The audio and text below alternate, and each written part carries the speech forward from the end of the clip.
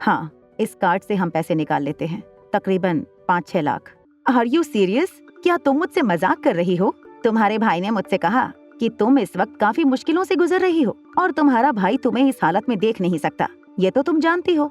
इसलिए पीयूष ने सोचा कि हम जिन बड़े बड़े प्रोजेक्ट में इन्वेस्ट करके पैसा कमाते हैं, हमारे साथ साथ तुम भी उन प्रोजेक्ट में इन्वेस्ट करके थोड़ी बहुत पॉकेट मनी निकाल लो। मगर पॉकेट मनी निकलने का ये मतलब नहीं कि तुम हमारे मुंह पर इस तरह से चिल्लर फेंको। आखिर तुम लड़का क्यों बनना चाहती हो? पिंकी ने अपने होठों को दबाते हुए आर्यन के सवाल का जवाब दिया। क्योंकि मेरी माँ कहती है काश मैं लड़का होती, मैं बस अपनी मम्मी को खुश देखना चाहती हूँ। ये कहते हुए पिंकी उदास होकर वहाँ से चली गई।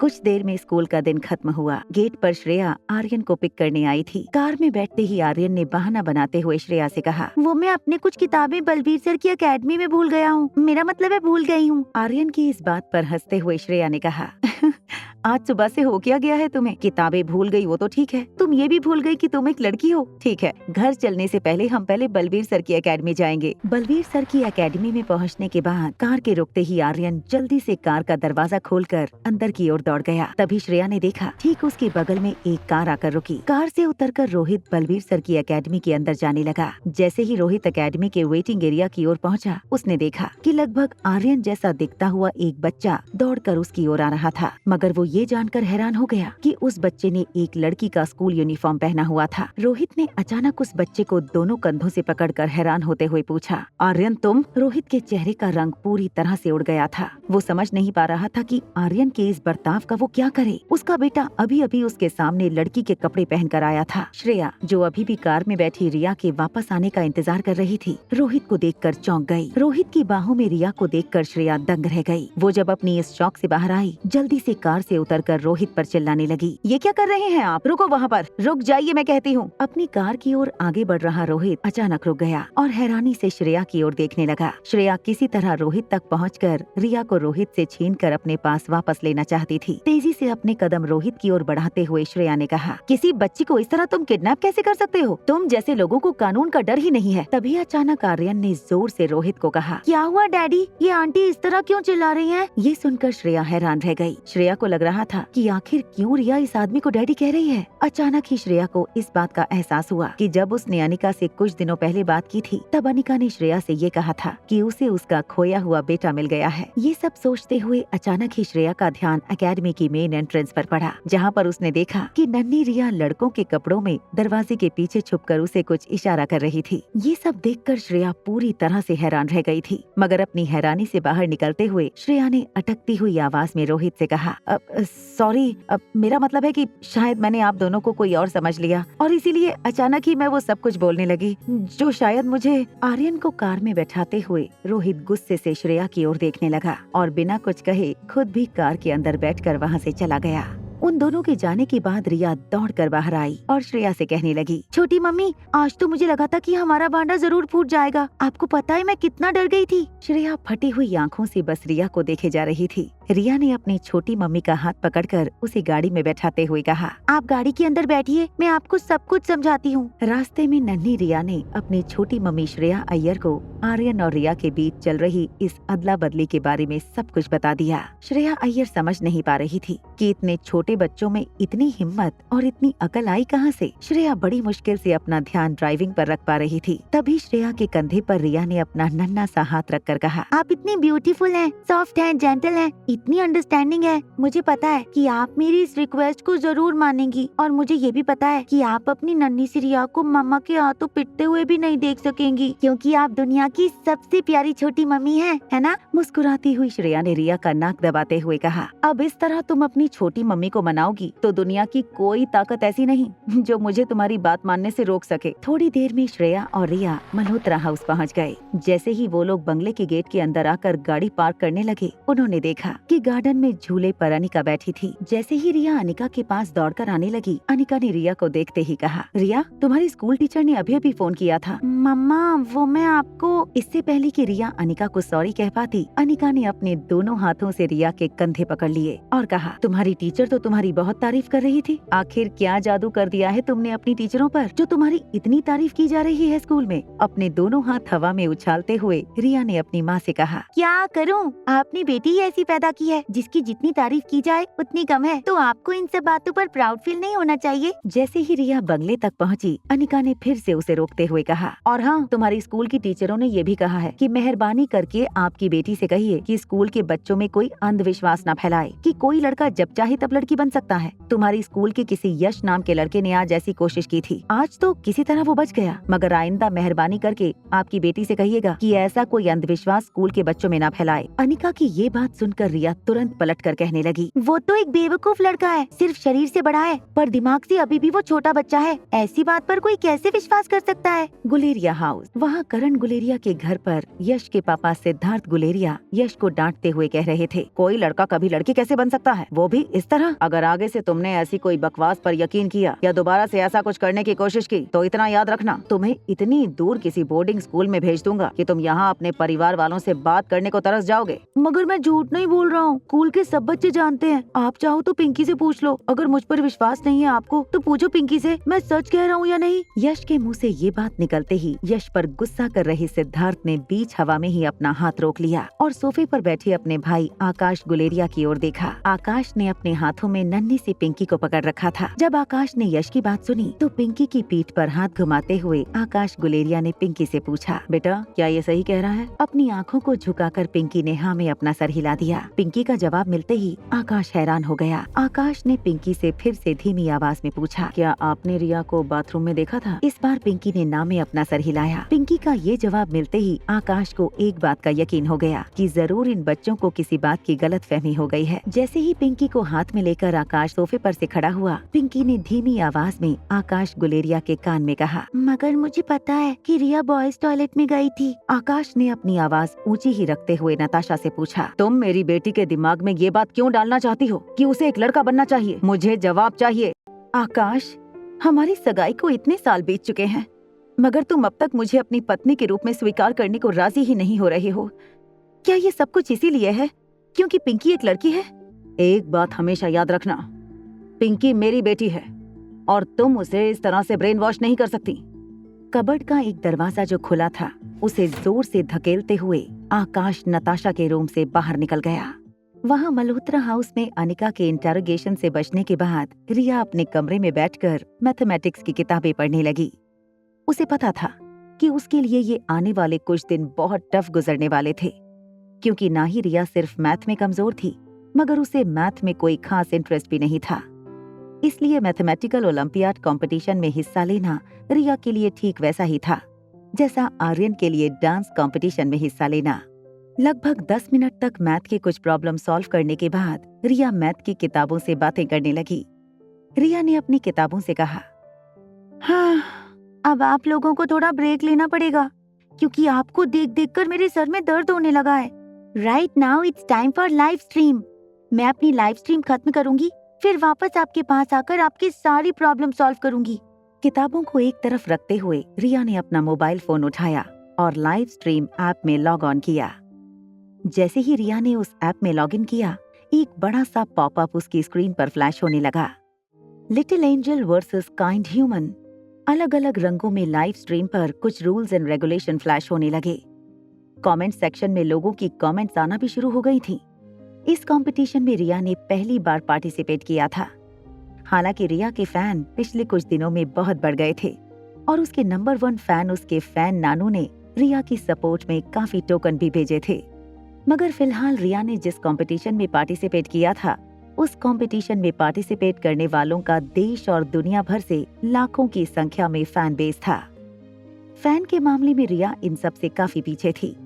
वहाँ इस लाइव स्ट्रीमिंग प्लेटफॉर्म कंपनी के सुपरवाइजर इस फेस ऑफ कंपटीशन के इंचार्ज से चैट कर रहा था। सुपरवाइजर ने इंचार्ज से पूछा, इस साल की हमारी कंपटीशन कैसी चल रही है?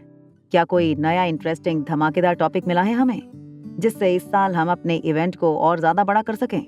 इंचार्ज ने रिप्लाई देते हुए कहा, इस बार भी हर साल की तरह बड़े बड़े लाइव स्ट्रीमर्स हमारी कंपटीशन में हिस्सा ले रहे हैं, मगर इस बार मेरी सबसे ज्यादा होप जिस पार्टिसिपेंट से है, उस पार्टिसिपेंट का लॉगिन आईडी नाम है लिटिल एंजल।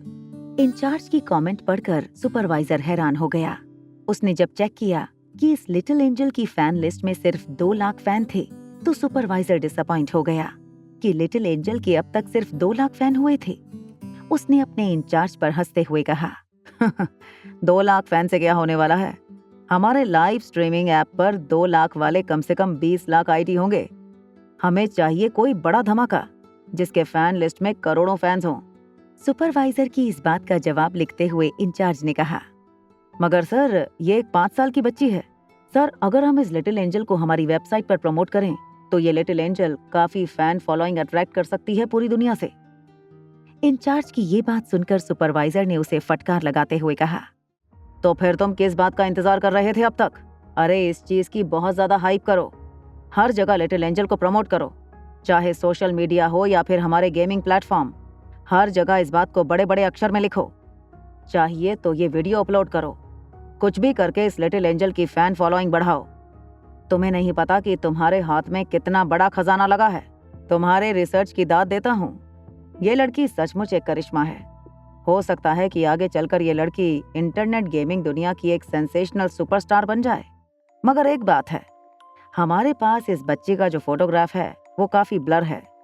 इस बच्चे का कोई अच्छा सा फोटो ढूंढने की कोशिश करो। हम लिटिल एंजल को इस बार हमारी प्रमोशनल एक्टिविटीज में जरूर यूज करेंगे। इससे उसकी पॉपुलैरिटी पूरे देश में काफी बढ़ जाएगी। वहां रिया अपनी गेम खेलने में मस्त थी। सुपरवाइजर और इंचार्ज की बातों से बिल्कुल अनजान अपने आज के दिन के 2 टाइटल जीत चुकी थी। 2 टाइटल जीतने के बाद रिया ने अपनी लाइव स्ट्रीम एंड कर दी। लाइव से लॉग आउट करने के बाद रिया आज बेहद खुश थी। मगर जैसे ही उसकी नजर टेबल पर पड़ी मैथ की वर्कशीट पर पड़ी, अचानक ही रिया के चेहरे की चमक फिर से गायब हो गई। वहां नीचे डिनर करने के बाद अनिका अपने बेडरूम की ओर जाते हुए सीढ़ियां चढ़ने लगी। तभी अनिका ने पीछे से अंजलि मामी की आवाज सुनी। अंजलि मामी किशन मामा से कह रही थी, आपके पास इस वक्त कितने रुपए कैश पड़े हैं? किशन मामा ने अंजलि मामी की बातों का जवाब देते हुए कुछ देर सोचने के बाद कहा, घर में इस वक्त लगभग 4 से 5 लाख कैश पड़े होंगे। मगर क्या हुआ? तुम्हें कितने चाहिए? अंजलि मामी ने कुछ सोचने के बाद किशन मामा से कहा, मुझे कम से कम 8 लाख चाहिए। किशन मामा ने अंजलि मामी की इस बात पर हैरान होते हुए उनसे पूछा, 8 लाख कैश? मगर इतने सारे रुपए तुम्हें क्यों चाहिए, और वो भी अचानक? क्या बात है अंजलि, मुझे बताओ। अंजलि मामी ने थोड़ी झिझक के साथ किशन मामा की बातों का जवाब देते हुए कहा, नहीं नहीं, कुछ नहीं। ये कहते हुए अंजलि मामी वहां से चली गईं। जब अनिका ने देखा अंजलि अपने बेडरूम में गई है तो उनका पीछा करते हुए अनिका भी अंजलि मामी के बेडरूम में चली गई। दरवाजे के पास खड़ी अनिका ने अंजलि मामी को अपने कबर्ड से अपनी कुछ ज्वेलरी निकालते हुए देखा। सारी ज्वेलरी को बिस्तर पर रखकर अंजलि मामी उनकी ओर देखकर कुछ सोचने लगी। तभी अंजलि मामी को इस बात का एहसास हुआ कि उनके कमरे में कोई खड़ा है। जैसे ही अंजलि मामी ने मुड़कर देखा, अनिका ने अंजलि मामी की ओर हैरानी से देखकर पूछा, क्या आप ये जेवर बेचने के बारे में सोच रही हैं? पीछे खड़ी अनिका की बात सुनकर अंजलि मामी ने सारे गहनों को फिर से अलमारी में रखते हुए अनिका से कहा, अरे बेटा, ये तो काफी वक्त हो गया था, मैंने अपनी अलमारी अरेंज नहीं की थी, इसलिए सोचा कि आज एक बार अलमारी को फिर से ठीक से अरेंज कर लूं। मामी, आपको पैसों की जरूरत है? अनिका के मुंह से ये बात सुनते ही अंजलि मामी हैरान होकर अनिका की आंखों में देखने लगी। कुछ देर एक दूसरे को देखने के बाद अनिका ने अपनी पर्स से एक एटीएम बैंक कार्ड निकाला और अंजलि मामी के सामने बिस्तर पर रखते हुए कहा, ये लीजिए मामी, आपको जितनी जरूरत हो इस कार्ड से निकलवा लीजिएगा। अनिका के इस जेस्चर को देखते ही अंजलि मामी की आंखें भर आईं।